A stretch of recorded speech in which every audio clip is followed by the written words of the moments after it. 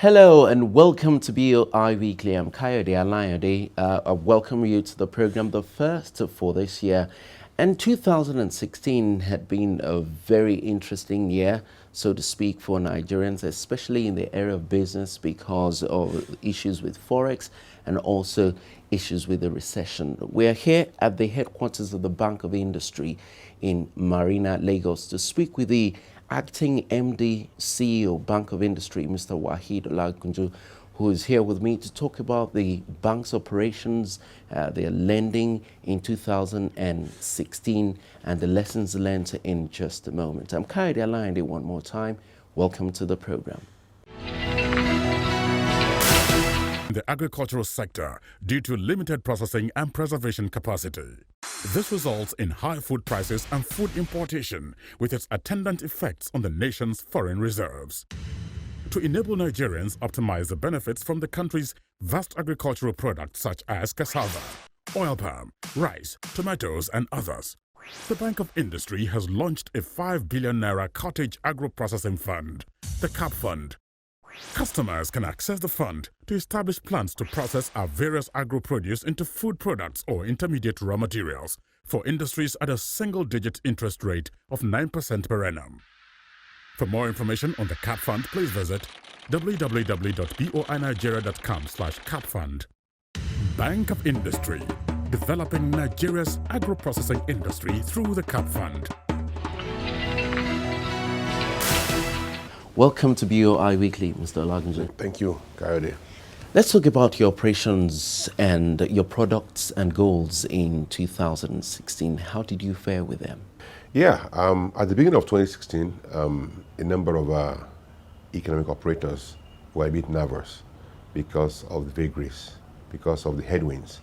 However, at the Bank of Industry, we were able to conclude 2016 on a very, very successful note, to the extent that we did much better, we performed much better in 2016 than we did in 2015. For instance, in the area of loan approvals, we were able to approve loans to more than 800 enterprises, loans valued at about 150 billion, right, compared with the 138 billion that we were approved in 2015. However, in the area of disbursements, we were able to disburse only about 63 billion out of the 150 billion that was approved. And this is because the disbursement process involves other parties outside the Bank of Industry. For instance, in the area of securing our loans, during the appraisal process, if a customer had presented to us some documents, right, that are supposed to be perfected before disbursements, if those documents are not perfected, we will not disburse. They're usually made conditions precedent. And perfection could entail working with state governments, particularly land registries, right, and other such public institutions. And the Bank of Industry doesn't have control over what happens in those areas. If it's a matter of bank guarantee, right, if the commercial bank had issued a letter at the point of appraisal saying we have intent to guarantee such facility, at the point of disbursement, we've had incidents whereby commercial banks change their minds, saying that they are not willing to continue with the security that promised, right, for such facilities. So in such instances, there isn't much the bank can do, because we would not, right, disburse without ensuring that our facilities are fully secured, right. However, in the area of SMEs, we did quite well. The disbursements rose by 43% to 8 billion in 2016 from 5.6 billion that was recorded in 2015. And in 2015, a 205% increase was recorded in terms of disbursements to the SME sector that obtained in previous years. In previous years, we averaged about 1.8 billion in terms of annual disbursements to SMEs. So we increased by 205% to 5.6 billion in 2015. And then in 2016, we increased by 42% to 8 billion from 5.6 billion. And the 8% constitutes about 12.5% of the global 63 billion that was disbursed in 2016 to SMEs. Although under our 5-year strategy plan, our ultimate objective is to ensure that MSMEs account for at least 30% of the Bank of Industry's risk assets. So to the extent that we're able to achieve 12% last year, we'll sustain the momentum and also accentuate our support for MSMEs in the country in the years ahead between 2017, 2018, and up to 2019 when the 5-year plan terminates. So we'll continue to support our MSMEs through our various products. And that speaks to products like the Youth Entrepreneurship Support Program that was launched in March 2015. It's an end-to-end program whereby we precede loan approvals with capacity building. We try to ensure that we build the capacity of our youths before we make funds available to them.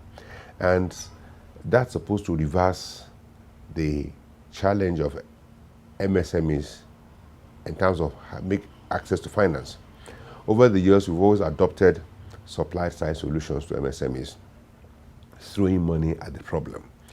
And we've always maintained that there has never been shortage of funds for MSMEs in Nigeria. What we have in short supply are bankable proposals. 2016 was a bit challenging for most Nigerians who are doing business, especially entrepreneurs. Now, I want you to tell me, how did that impact your borrowing, your lending, and your disbursement? How did it impact on borrower behavior? Well, surprisingly, we received a lot of loan applications last year.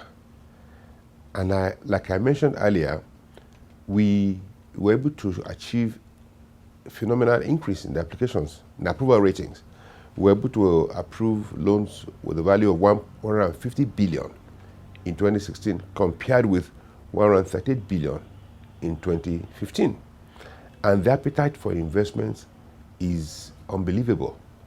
More and more Nigerians and foreigners are coming to the Bank of Industry. They want to invest because they are highly optimistic that the recession will soon be over.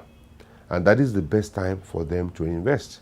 This is the best time to key into the opportunities in the country so that when the economy begins to go back on a rebound, they will bounce back along with the economy. Because economies perform in cycles. Economies don't move in linear progression anywhere. You'll always have ups and downs.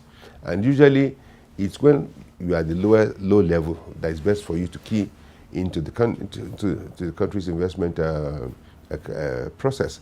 Because when you invest at a time like this, you are aware of all the risks. You are entering into that space on a worst case scenario.